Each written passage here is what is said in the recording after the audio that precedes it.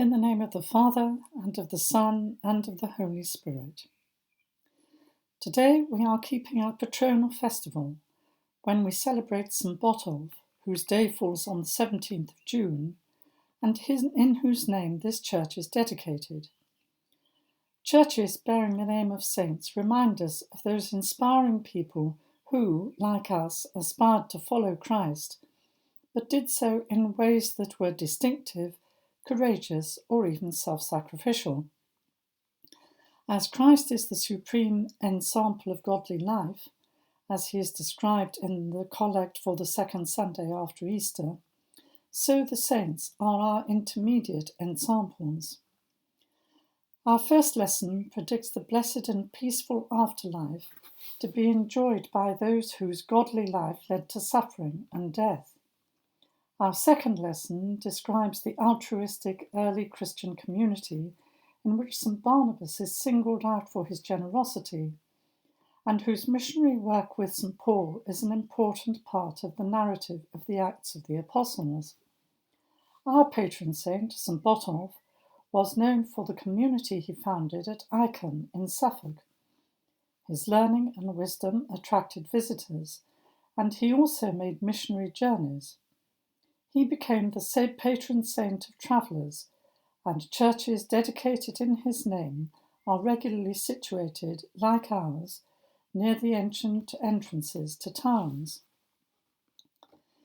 The impact of the saints as exemplary figures is represented and enlarged in the dedications of our parish churches.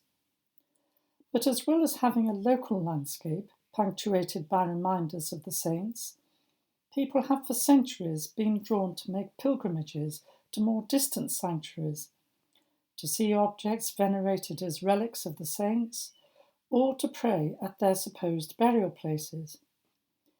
Geoffrey Chaucer made pilgrimage famous in his Canterbury Tales, and there has been a revival of pilgrimage journeys, long or short, on foot or with the assistance of transport, conspicuously to the shrine of St. James the Great at Santiago de Compostela.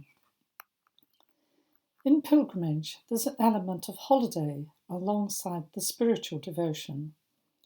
At the heart of both pilgrimages and holidays is the longing to see a different place, to be taken out of oneself, to be both refreshed and inspired by new and sometimes powerful experiences. Both are also enhanced by good weather. The thoughts of prospective pilgrims and holiday makers alike start turning to their journeys in spring or summer, with longer days and the flourishing of nature inviting us to go out into the fresh air and extend our horizons in every sense. And if the sun is too intense, holiday makers as well as pilgrims will take refuge in cool, dark churches and cathedrals.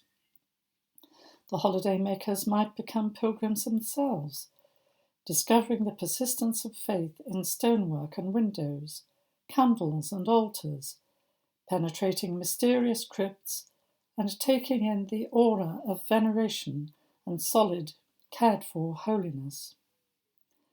At the time of writing, the coronavirus lockdown is beginning to ease, but the prospect of a pilgrimage or even a holiday with pilgrimage overtones seems remote.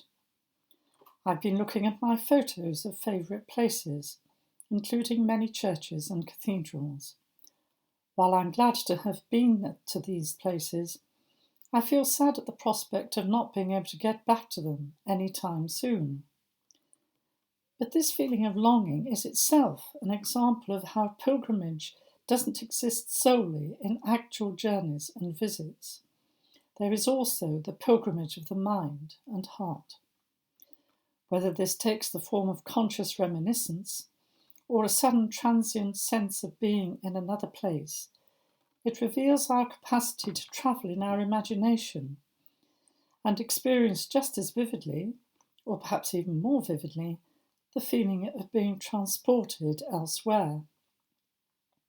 And whether it's a church injecting explicit thoughts of awe and devotion into our recollection, or a beautiful place that enraptures us with the majesty of landscape or abundance of creation, I'm convinced that the experience opens another dimension, the blessing of having no continuing city, but seeking one that is to come, as it says in Hebrews chapter 13.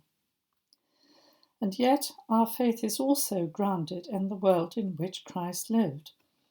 For alongside our longing for this other place, our consciousness of where we actually are is undiminished.